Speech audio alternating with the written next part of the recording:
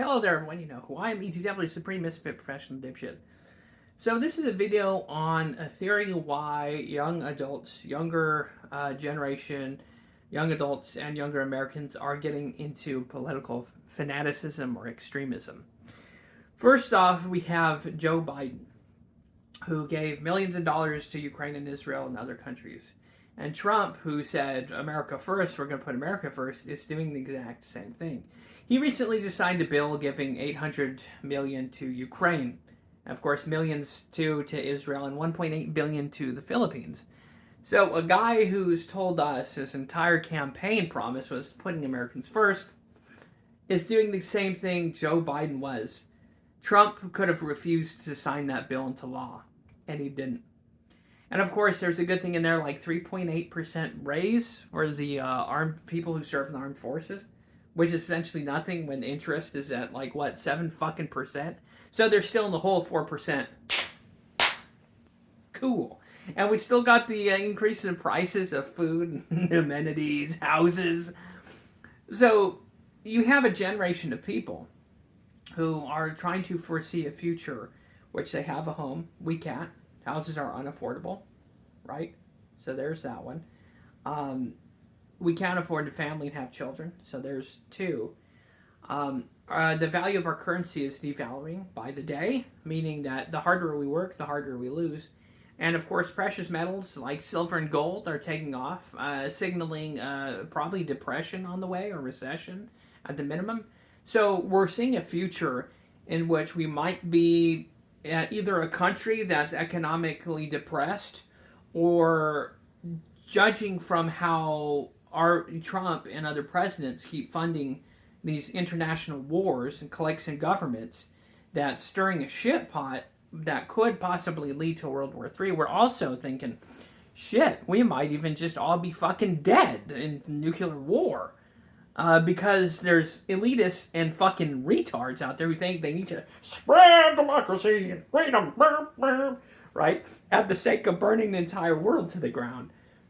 So, at the end of the day, what extremism and fanaticism gives for the young adults and younger Americans, and why this is happening, is because there's community. There's people. These groups and ideologies haven't had a chance to betray people because they haven't been in power yet. And not only that, with all this Epstein stuff, it's supposed to come out by December 18th, I think.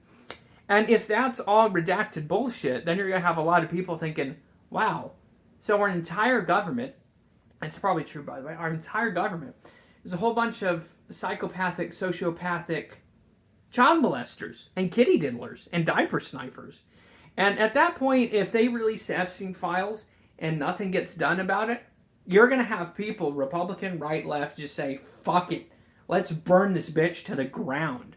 Now, that's not advocation or, encouraging violence, but people are going to get there. At some point, people are going to realize that their future is fucked under the current form of government and, political didactic of left and right. At the end of the day, younger Americans, young adults, feel as if we've been betrayed, shit on, pissed on, and we feel like we're a used condom that's just been thrown away. No one fucking cares about us. And there's not really a representative for us. And we don't have enough money or power to get into power to be senators and congressmen and speak and work for us. So that's where the issue is. And that's why extremism and fanaticism is on the rise. And if you want to look to fix that, maybe you should start doing something, I don't know, maybe put America first for fucking starters. Maybe trying to lend a hand to someone in need on the ground who's in the mud, instead of just kicking mud in their face and saying, fuck you, you stupid millennial snowflake, right? So, extreme people are losing their minds. When they feel as if they have nothing to lose or nothing to fight for, then that's where they look to extremism, because extremism gives them that purpose. Extremism gives them that chance to where maybe one day if we fight for it, maybe we can seize what has been stolen from us. Our birthright has been stolen from us by a political regime and government that's putting other people first and putting themselves first and covering up their crimes of child sexual abuse among politicians and other people. So the American government, I think, is in deep shit. I think if I was an FBI or a CIA agent, I'd be thinking, "Oh fuck, we're losing a large percentage." And if a government or a country loses 1 to 5%, then technically that government can be overthrown. I am not advocating for this in any way, shape, or form, or suggesting violence in any way.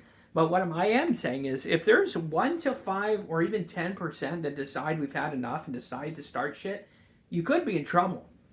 And if that happens, people are going to be looking to politicians and looking at lampposts and think, you know what would look good? We could start hanging these people from lampposts. That's just, general. I'm not advocating that. I'm just saying that could lead to be an eventuality. So that's why extremism and fanaticism, political fanaticism, is on the rise, because a lot of people feel as if they've gotten a raw deal, and as if the current political establishment is only concerned about lining their own pockets and really just forwarding their own political power, progress, and financial aims, and that's what it is. Again, I'm not really advocating for political extremism here. Don't read too much into that. I probably should have thought of a better background. But yeah, if people are going to feel that way, they might get to that point. But then again, if the future is nothing but economic depression, collapse, and more of the same, then again, if people have nothing to lose, then that makes that a problem, because then you have no fear when you have nothing to lose, is what I'm trying to say. So there's a large section of the population that feels as if they've been betrayed, forgotten, shit on, and pissed on, and that's why it's on the rise. So maybe if someone's came across this that's political, or whatever, I don't even know why. Just something to consider. And regardless of how everyone says how much this generation has it better, it's more comfy and cozy and better, yeah, we get it, okay? We get it. We're coddled and protected, okay? But at the same time, you're bringing in thousands, hundreds, thousands, millions of H-1B cheap labor for corporations. You're replacing labor with AI, robots, and foreigners. And when you have Trump offering, what is that, the golden ticket, where you pay $15,000 for the background checks and whatever citizenship, and then you got to pay $1 million. So we have a president that says America first, while selling out American citizenship and birthright to rich foreigners. So that's the situation we're in. From my perspective, of course, a leftist perspective is going to be a little bit different, right? You got all the goddamn Republicans and, corporatists or whatever. But that's people are being pushed into extremism and fanaticism because they feel as if their future doesn't have, and we won't experience the same pleasures and life as the preceding generations. And that's what that is. Hopefully you found this interesting. It's just interesting insight I thought I would share. See you next time. God bless. Stay happy, stay healthy, and God bless the Republic. May the wings of liberty never lose a single feather. And I guess we'll find out, won't we? But until next time, stock up on ammo, guns, and foodstuffs. Maybe silver and gold too if you can.